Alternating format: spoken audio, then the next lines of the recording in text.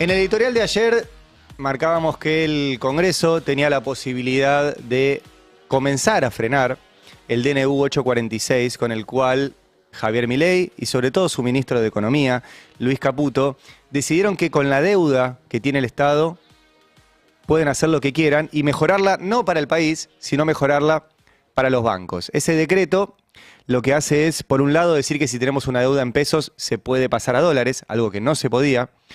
Por el otro lado, dice que en lugar de que se tenga que pagar al valor técnico, se paga al valor de mercado, cosa que tampoco existía.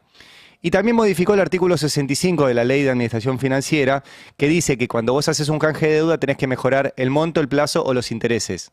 Dos de esas tres. También lo dejaron afuera. Todo eso significa que Caputo lo único que quiere hacer es beneficiar a los banqueros y acreedores externos. Y lo hicieron por decreto.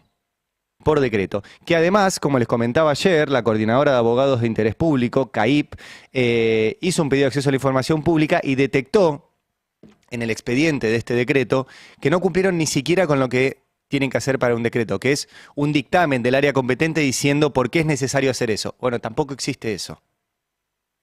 Y aún así, ayer el Congreso podía tratarlo y no hubo quórum. Y no hubo quórum. Y es, como decíamos, como la frase del elefante. ¿Cuál es la mejor forma de esconder un elefante? Meterlo en una manada de elefantes. Claro, pasan tantas cosas que vos decís, ¿y esto es importante? Sí, esto es importante. Esto es recontra importante. Porque le da la posibilidad a un ministro, que en realidad es el representante de los bancos, de beneficiar a los bancos en lugar de beneficiar al país. Y deberían entenderlo los diputados, los senadores, los gobernadores, que le aceptan al gobierno otros canjes por cosas mínimas, por un pica pica bajada cordón, como decíamos ayer, y no frenan este decreto 846 que pone en riesgo grave, la Argentina y la sostenibilidad de la deuda argentina. Ese es un tema. El otro tema es lo que pasó ayer en la conferencia industrial.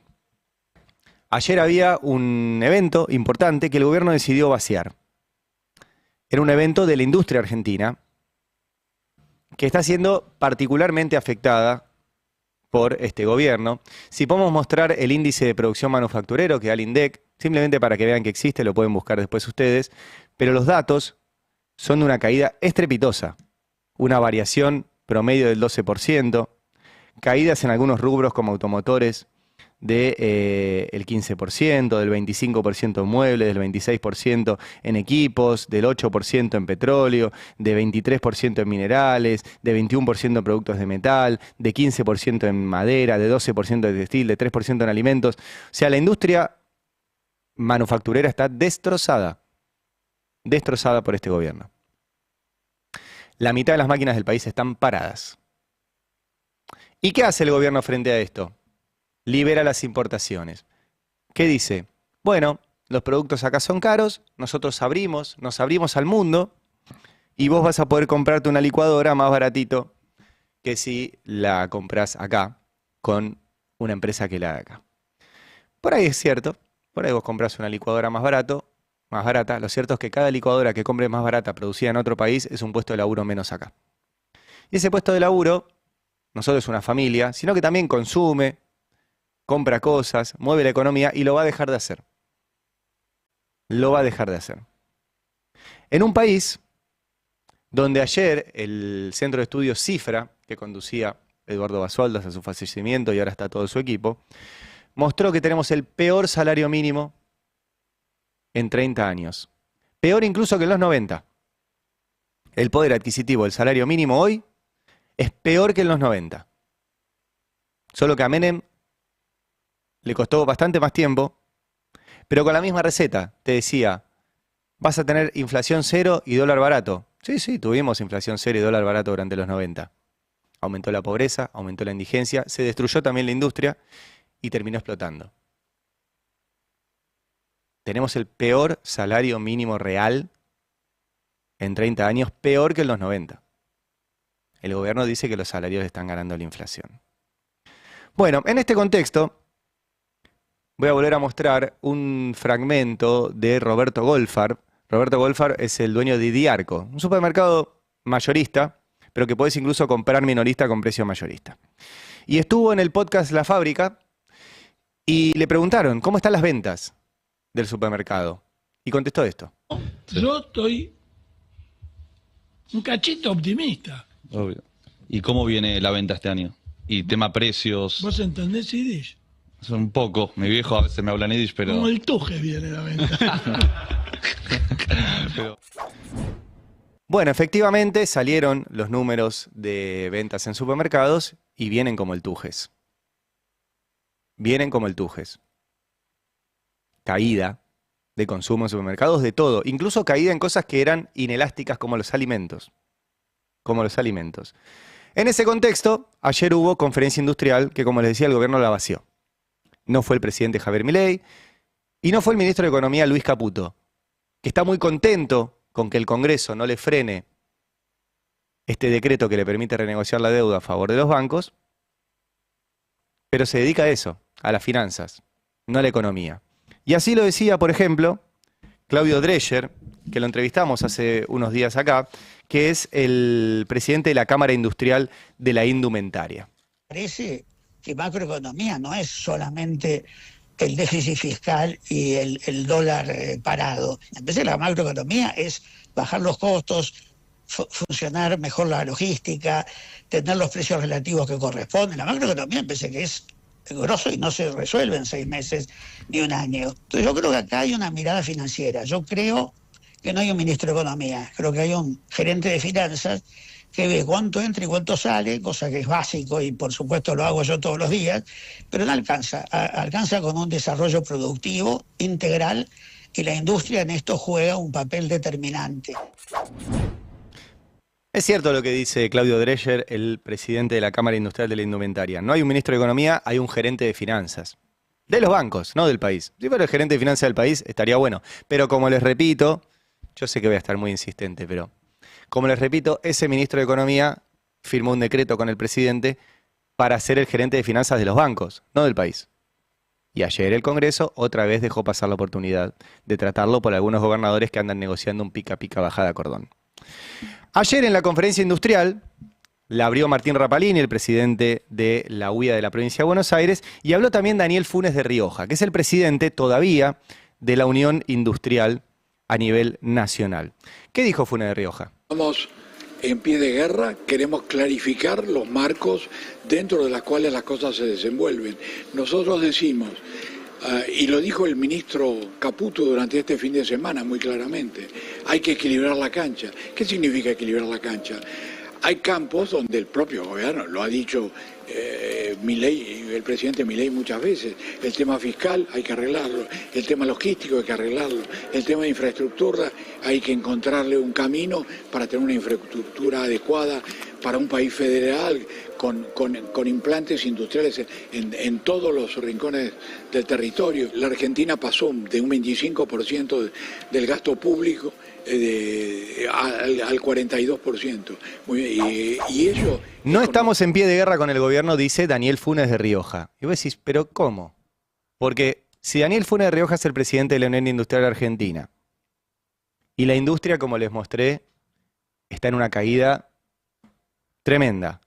No se vende, no producen, la mitad de las máquinas paradas. Y encima el gobierno abre las importaciones para que los productos que vengan de la industria de otros países se vendan acá y ellos no puedan vender. ¿Cómo no está en pie de guerra con el gobierno? Bueno, algunos ya me escucharon la historia, otros la van a escuchar por primera vez. Daniel Funes de Rioja no tiene una fábrica. Me decís, ¿dónde queda la fábrica del presidente de la Unión Industrial Argentina? No tiene fábrica. Tiene un estudio de abogados. Su negocio es el patronalismo, es el abogado de las empresas contra los laburantes. Y dice, no estamos en pie de guerra con el gobierno. Claro que no está en pie de guerra si él participó en la escritura de las leyes del gobierno. Nosotros publicamos en el Destape cómo los abogados del estudio Funes de Rioja, un abogado que se llama Libancusa, otro que se llama Sergio Diógenes Arbeleche y otro que se llama Carlos Rothman, varios después los nombraron funcionarios, pero acá no eran funcionarios, cuando entraban a la Casa Rosada y participaban de la escritura de las leyes que el gobierno pasó por el Congreso. Tanto es así que incluso figuraban como los autores del documento, siendo parte del estudio Funes de Rioja. Ese señor que dice, no estamos en pie de guerra con el gobierno. Bueno, el gobierno está en pie de guerra con la industria. O sea, si le muestran una bandera blanca y te la llenan de agujeros, no hay un armisticio ahí. Y eso es lo que le está pasando a la industria. Ayer el gobierno vació este espacio, pero mandó a Juan Paso. Juan Paso es el secretario coordinador de producción del Ministerio de Economía. ¿Y qué dijo? Al ritmo que se está planificando, que crezca el año que viene, y no ya dicho por nosotros, por el gobierno, sino por, o sea, JP Morgan, creo que las oportunidades de crecimiento están para todos y las condiciones están dadas. Y creo que tenemos que aprovechar el presidente de la nación que tenemos, porque yo lo que veo en el mundo es que hay un interés por la República Argentina que yo en 55 años nunca vi. Y que es un faro para un montón de inversiones que vienen a la República Argentina y tienen capilaridad. Creo que somos de los pocos países de la región que está haciendo los deberes. Creo que hay una convicción, tanto en el presidente de la Nación como en el equipo económico, de seguir este sendero. Estamos haciendo los deberes, dice el enviado de Economía a la conferencia industrial. Yo no sé quién nos da clases. No sé quién es el maestro. ¿A los deberes para quién?